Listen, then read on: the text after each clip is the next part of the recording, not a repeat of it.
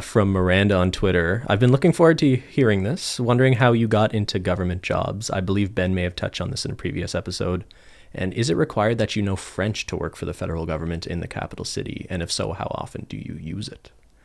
All right, there's a few things there. So how did we get into government jobs? So yeah, in a previous episode, I intimated, and I think I already mentioned that if you're a post-secondary, if you're in university or college in Canada, there's this program called the Federal Student Work Experience Program, FSWEP, that if you can apply for it, if you're currently a student, totally do. Just apply. It's not a guarantee you're going to get anything. I feel very lucky that after the first year of university, I must have picked the right keyword or flagged something. I was on it for 4 years with no interview, so... Mm-hmm.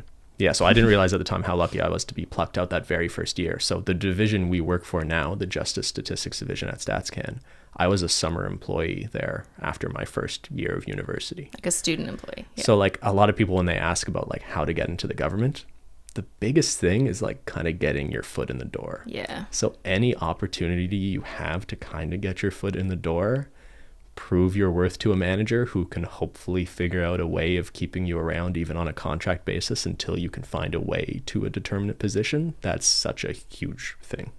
Yeah, I would agree. I mean, obviously we don't know every government division or organization, but at least for the two I've worked for, if you're a student employee, that's probably your best bet to get in there, because students are people that usually government employees want, right? They want people when they're young, they're fresh, they just came out of school, right? They don't have a high salary yet. Yeah, right? yeah. That's true. But it's just a really good way to get experience, like right off the bat. So that's what I did, but I had to wait.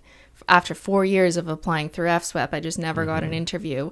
Once I was in my master's degree, I got an interview because it just so happened that Corrections Canada was looking for someone specifically who was currently taking their master's degree. Gotcha. So that's how I got in as a student. So I was a student employee for a couple years. Mm-hmm. And is it required to know French, Cristine? I mean, no, yes and no. It is. Okay, well, we work in Ottawa where it's very much bilingual, at least in the government. Toronto, not really, and like on the other side of Canada, not really either. So I think it really depends on your location. Even if you're working for the federal government, though, not in Ottawa, I feel like it's still very much an asset. It's an asset, but it's not necessarily required. It depends on the position. So it very much depends. A lot of positions in the National Capital Region, Ottawa, there is an expectation of bilingualism, especially if you have ambitions to become a supervisor or a manager. Then there comes a point where if you get a French employee, you're going to have to be able to speak French to them, right? Yeah, so if you're going to be a supervisor, you're going to have to know your French. Yeah. So like my position is technically bilingual, so I had to take an exam to just confirm that.